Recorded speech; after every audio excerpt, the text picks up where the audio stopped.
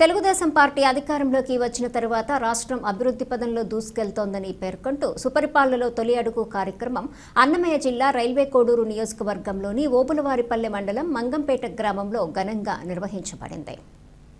ఈ కార్యక్రమానికి ముక్కా రూపానందరెడ్డి ఫౌండేషన్ అధినేత, తెలుగుదేశం పార్టీ రైల్వే కోడూరు నియోజకవర్గ ఇన్ఛార్జ్ పేదలపాలిట పెన్నిధి ముక్కా రూపానందరెడ్డి ఆధ్వర్యంలో రాష్ట్ర నీటిపారుదల శాఖ మంత్రి నిమ్మల రామానాయుడు ముఖ్య అతిథిగా విచ్చేశారు. మంత్రి నిమ్మల రామానాయుడుకు ముక్కా రూపానందరెడ్డి, ఆయన సతీమణి వరలక్ష్మి, ఎంపీ గునిపాటి కుటుంబ సభ్యులు గజమాలతో ఘన స్వాగతం పలికారు.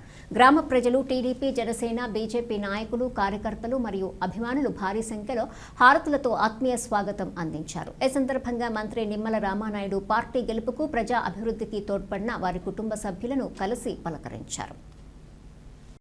ఒక్క టీచర్ పోస్ట్ కూడా భర్తీ చేయలా, కానీ ఈ రోజు ఈ కూటమి ప్రభుత్వం వచ్చిన తర్వాత మొదటి సంవత్సరంలోనే 16,500 టీచర్ల పోస్టుల్ని ఇవాళ భర్తీ చేస్తుందన్నా అని చెప్పి ఈరోజు ఆ నిరుద్యోగ యువకులు ఈరోజు మాకు ఎదురొచ్చి చెప్తున్నటువంటి పరిస్థితి.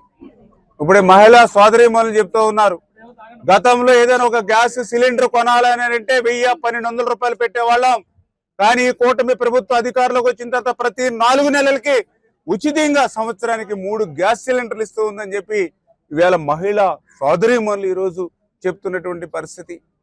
అదేవిధంగా ఈవేళ చెప్తూ ఉన్నారు, ఎవరైతే చదువుకున్నటువంటి పిల్లలు 1వ తరగతి నుంచి ఇంటర్మీడియట్ వరకు చదువుకున్నటువంటి ప్రతి వ్యక్తికి, ప్రతి పిల్లవాడికి కూడా మాకు 13,000 రూపాయలు తల్లి అకౌంట్లోను, 2,000 రూపాయలు స్కూల్ అకౌంట్లోను పడుతూ ఉన్నాయి. గతంలో కూడా జగన్మోహన్ రెడ్డి పాదయాత్రలో చెప్పాడు, ఎంతమంది పిల్లలుంటే అంతమందికి కూడా అమ్మఒడి వేస్తానని చెప్పాడు, పిల్లలందరికీ కూడా మేనమామగా ఉంటానని చెప్పాడు. మరి భారతీరెడ్డి గారు ఆయన సతీమణితే ఊరు ఓడా తిరిగి ఒక బిడ్డని బడికి పంపితే 15,000 రూపాయలు, 2 బిడ్డల్ని బడికి పంపితే 30,000 రూపాయలని ఆమె చెప్పింది. కానీ అధికారంలోకి వచ్చిన తర్వాత మాట తప్పి మడమ తిప్పి ఒక బిడ్డకి మాత్రమే 13,000 రూపాయలు ఇచ్చాడు. ఒక బిడ్డకే మేనమామ గుండి మిగిలిన వాళ్ళు గాలికి వదిలేశాడు. కానీ ఈరోజు చంద్రబాబు నాయుడు గారు అధికారంలోకి వచ్చాక ఇచ్చినటువంటి మాటకు కట్టుబడి ఎంతమంది పిల్లలుంటే అంతమందికి, 2 పిల్లలుంటే 26,000, 3 పిల్లలు చదువుకుంటే 39,000, 4 పిల్లలు చదువుకుంటే 52,000, 5 పిల్లలు చదువుకుంటే 65,000 రూపాయలు. మరి ఎక్కడ చూసినా మొన్న మేము పులివెందులు పోతే ఒక ఆమె చెప్తూ ఉంది, మా బిడ్డలు 5 బిడ్డలకి 65,000 రూపాయలు వస్తూ ఉంది ఈవేళ చంద్రబాబు నాయుడు గారు ముఖ్యమంత్రిగా. గతంలో ఇక్కడే మేము ఓటేసి గెలిపించినటువంటి ఎమ్మెల్యేగా ఆ రోజు జగన్మోహన్ రెడ్డి గారు ముఖ్యమంత్రిగా ఉంటే నాకు 5 బిడ్డల్లో ఒక బిడ్డకే 13,000 ఇచ్చింది.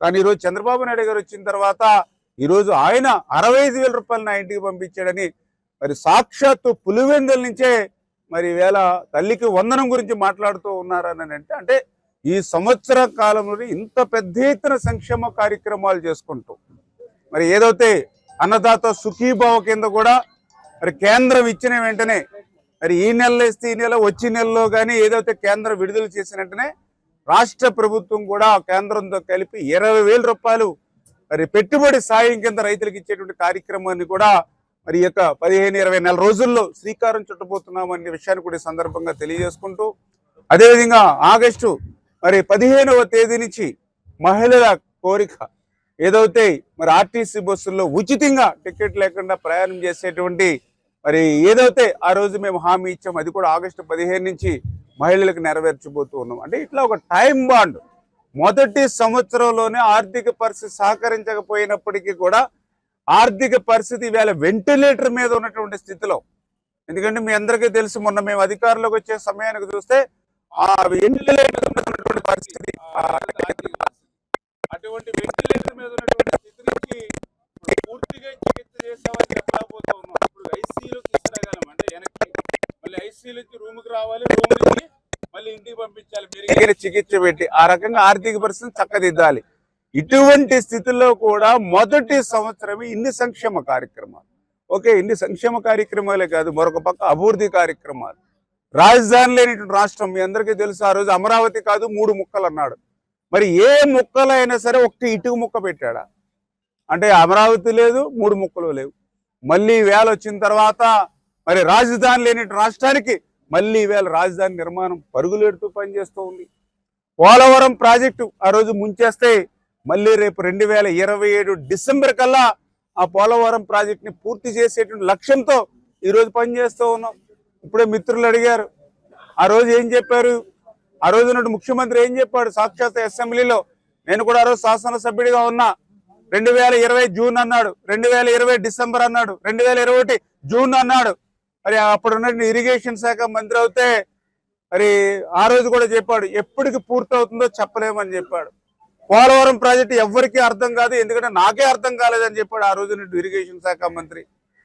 మరి ఇంకొక ఇరిగేషన్ శాఖ మంత్రి అవుతే 1/2%, 1/4% కాదని ఆయన భాషలో ఆయన చెప్పినటువంటి పరిస్థితి. మొత్తానికి పోలవరాన్ని ప్రశ్నార్థకం చేసేసారు. పోలవరాన్ని తెలుగు ప్రజలు చూడలేమనేటువంటి పరిస్థితికి పోలవరాన్ని ముంచేశారు. మరి ఈ రోజు ఈ ప్రభుత్వం అధికారంలోకి వచ్చిన తర్వాత ఆ పోలవరం ప్రాజెక్టుని రేపు 2027 డిసెంబర్ కల్లా పూర్తి చేస్తామనే లక్ష్యంతో ఈ రోజు పనిచేస్తా ఉన్నాం. ఏదైతే ఆ రోజు మీరు చూస్తారు డయాఫ్రమ్ వాల్ 2020లో వచ్చినటువంటి వరదలకి డయాఫ్రమ్ వాల్ నష్టపోతే అతిగతి లేదు. డయాఫ్రమ్ వాల్ 5 సంవత్సరాల్లో మళ్ళీ ఈ రోజు మన అధికారంలోకి వచ్చిన తర్వాత మళ్ళీ 2025 డిసెంబర్ కల్లా, అంటే ఈ సంవత్సరం ఆఖరికే ఆ డయాఫ్రమ్ వాల్ నిర్మాణం చేసేటువంటి విధంగా పనులు ప్రారంభించాం.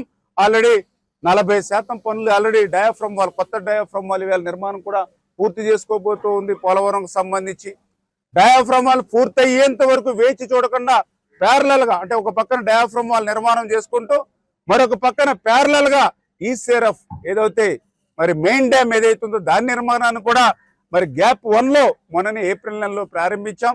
గ్యాప్ 2లో రేపు నవంబర్లో ప్రారంభించబోతూ ఉన్నాం. అంటే ఇట్లా ఒక షెడ్యూల్ పెట్టుకొని రేపు 2027 డిసెంబర్ కల్లా పూర్తి చేయాలని లక్ష్యంతో పోలవరం పూర్తవుతే ఆ పోలవరం నుంచి ఆ గోదావరి వరద జలాలు అటు ఉత్తరాంధ్రకు ఇటు రాయలసీమకు ఈవేళ మరి ఆ గోదావరి వరద జలాలతో మరి ఈవేళ రాష్ట్రం అంతా కూడా ఒక కరువు రహిత రాష్ట్రంగా మార్చేటువంటి విధంగా ఈవేళ పోలవరాన్ని ముందుకు తీసుకెళ్తూ ఉన్నాం. మీకు తెలుసు ఎన్నో పరిశ్రమలు ఆ రోజు 14-19లో ఈ రాష్ట్రానికి వస్తే మరి 19-24లో ఆ పరిశ్రమలన్నీ పారిపోయినటువంటి పరిస్థితి. పారిశ్రామికవేత్తలందరూ పోయినటువంటి పరిస్థితి మీ అందరికీ తెలుసు. ఒక లూలు కంపెనీ కానీ, ఒక అమర్ రాజా కంపెనీ కానీ, ఒక కియో ఎక్స్టెన్షన్ కానీ, ఆఖరికి డ్రాయర్ల కంపెనీ జాకీ కూడా జగన్మోహన్ రెడ్డి గారి దెబ్బకి ఈ రాష్ట్రం వదిలిపోయింది. మళ్ళీ ఆ కంపెనీ